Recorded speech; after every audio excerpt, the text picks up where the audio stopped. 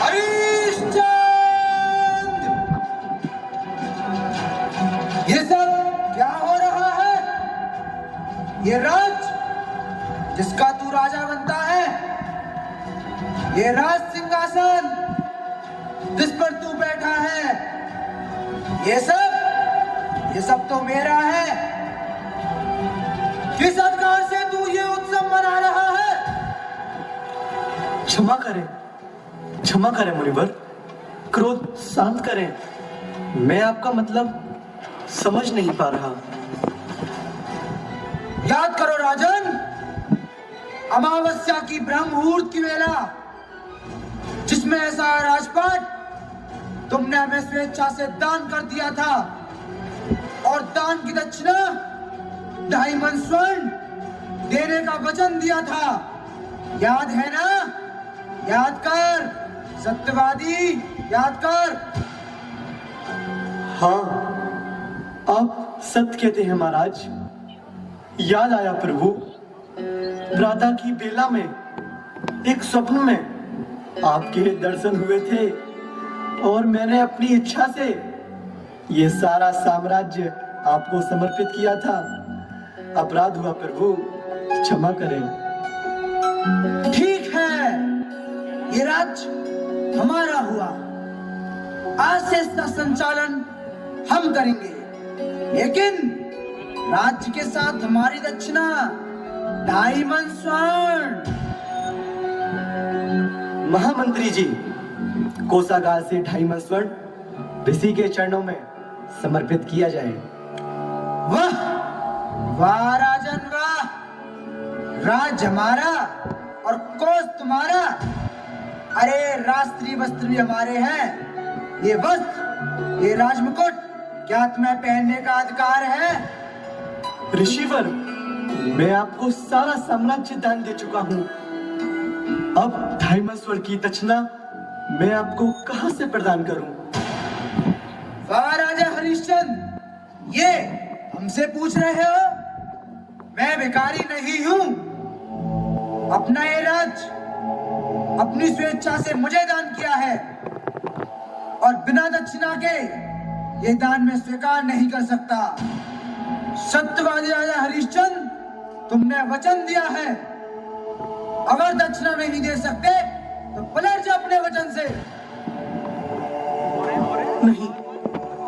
नहीं ऋषिवर, नहीं। मैंने वचन दिया है, मैं 2.5 मन स्वर्ण दूंगा, अवश्य दूंगा। याद रहे हरिश्चंद्र, आज सूर्यास्त से पूर्व हमारे राज्य की सीमा से बाहर हो जाओ, वरना मैं तुम्हें श्राप दे दूंगा। और हाँ, याद रहे, दक्षिणा तुम्हारी अपनी होनी चाहिए। किसी की कृपा से प्राप्त स्वर्ण की दक्षिणा मैं स्वीकार नहीं करूंगा।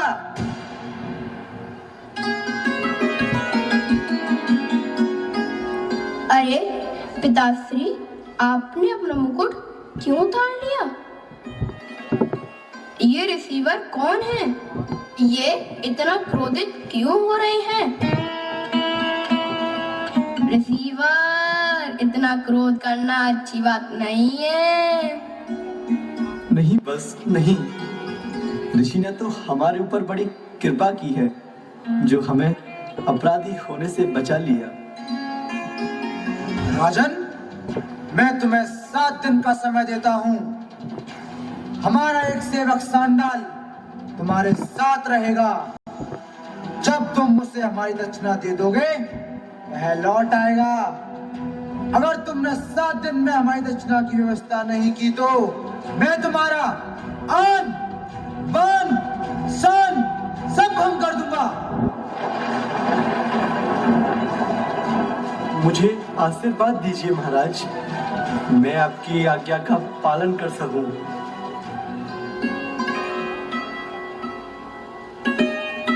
रानी तारा, अब मेरा पता नहीं क्या होगा, कैसे करूंगा, क्या करूंगा, कुछ नहीं पता। मेरा तुमसे आग्रह है, तुम अपने पिता के घर चली जाओ, वहां तुम सुखी रहोगी। क्या कह रहे हैं महाराज? ऐसी दुखद घड़ी में मैं आपको छोड़कर चली जाऊं? मैं कहीं नहीं जाऊंगी महाराज। जहां आप रहेंगे वहीं मैं रहूंगी। जैसा तुम्हें ठीक लगे तारा।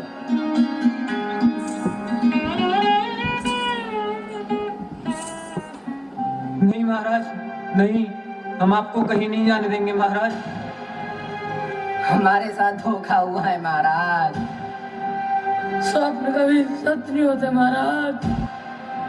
नहीं महाराज, नहीं, हम आपको कहीं नहीं जाने देंगे महाराज। कल जहां बसती थी खुशियां, आज है मातम वहां। वक्त लाया था बहारे, वक्त लाया है खिज़ां।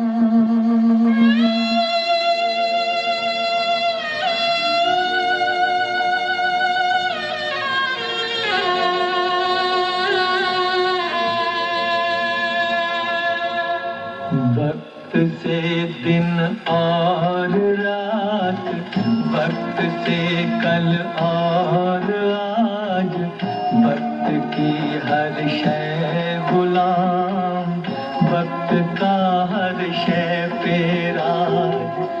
वक्त से दिन और रात, वक्त से कल और आज, वक्त की हर शय गुलाम, वक्त का हर शय पे राज।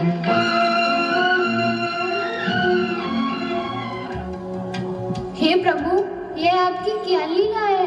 जो हरिश्चंद्र कल तक एक चक्रवर्ती राजा था, वह आज एक रास्ते का भिखारी बन गया है।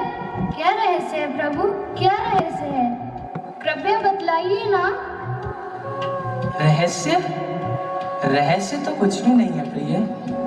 यह तो बस मेरे भक्त राजा हरिश्चंद्र की परीक्षा चल रही है। बेचारा विश्वामित्र शायद मेरी प्रतिज्ञा भूल गया है। न मे भक्त प्रणिंचति, मेरा भक्त कभी पराजित नहीं हो सकता है। वह सिर्फ यह सोचता है कि डायमंड स्वर्ण की व्यवस्था कहाँ से और कैसे होगी। डायमंड स्वर्ण? यह तो बहुत अधिक होता है स्वामी। वह बेचारा इतना स्वर्ण कहाँ से देगा प्रभु, कहाँ से देगा? देगा, अवश्य ही देगा। इसका भी प्रबंध हमें ही करना है देवी। धर्म और सत्य उपस्थित हों। प्रणाम प्रभु। सत्य, तुम नगर सेठ बनोगे। रानी तारावती और उनके पुत्र को 1.5 मन स्वर्ण में खरीदोगे। तथा धर्म, तुम डोम बनोगे। मरघट की रखवाली करते हुए महाराजा हरिश्चंद्र को 1 मन स्वर्ण में खरीदोगे। जाओ जाओ, अब देरी मत करो। जो आज्ञा स्वामी।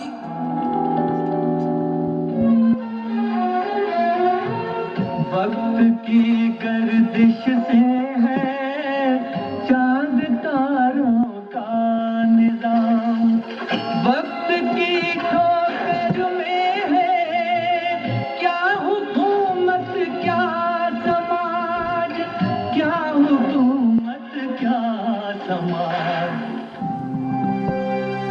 हे शूरवंश के कुल देवता सूर्यदेव, आज आपके कुल की लाज आपके हाथों में है प्रभु। आज तब तक अजमत होना जब तक मैं अयोध्या की सीमा से बाहर न निकल जाऊं। अपने इस भक्त की लाज रखना प्रभु, लाज रखना। रे हरिया, अब तू मेरे महाराज का डायमंड स्वर्ण कैसे देगा रे? मैंने सुना है काशी के बाजार में मनुष्य खरीदे और बेचे जाते हैं।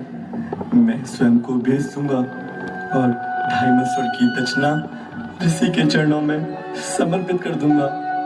सुन हरिया, ये सत्यता का आडंबर त्याग दे और कह दे कि मैं डायमंड स्वर्ण नहीं दे सकता। तब मैं तुझसे कुछ नहीं कहूंगा और अपने स्वामी के पास वापस लौट जाऊंगा। नहीं महाराज, नहीं। मैंने वचन दिया है और मैं अपना वचन अवश्य पूरा करूंगा। हरिया, यदि तू अपने वचन का इतना पक्का है तो फिर भुगत। वैसे मैं बहुत थक गया हूँ। यदि तुझे मुझे अपने साथ लेके जाना है तो मेरे लिए सवारी का प्रबंध कर, अन्यथा मैं एक कदम भी नहीं चल सकता।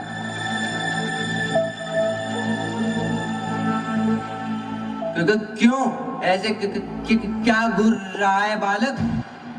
इसलिए कि तू एक सेवक है और सेवक की तरह रहे, अन्यथा अन्यथा क्या कर लेगा तू? तूने मेरे पिताश्री का अपमान किया है। यदि तू अब एक शब्द भी बोला और यहाँ से नहीं उठा तो मैं तेरा सिर फोड़ दूंगा। नहीं रोहित, नहीं बेटा, बड़ों के साथ अभद्रता नहीं करते। अब ये हमारे सेवक नहीं, स्वामी हैं। और हाँ, इसे ये भी समझा दे कि बड़ों के बीच में बच्चों को नहीं बोलना चाहिए। पिताश्री मुझे समझा या नहीं, किंतु मैं तुझे समझा रहा हूँ। यदि तूने हमारे संग चलने में आनाकानी की तो मैं निश्चय ही तेरा कचुम्बर निकाल दूंगा। चल, चुपचाप खड़ा हो जा, चल। अच्छा ठीक है, बच्चा है, यही समझकर क्षमा कर रहा हूँ। अब की बार परेशान किया तो चल।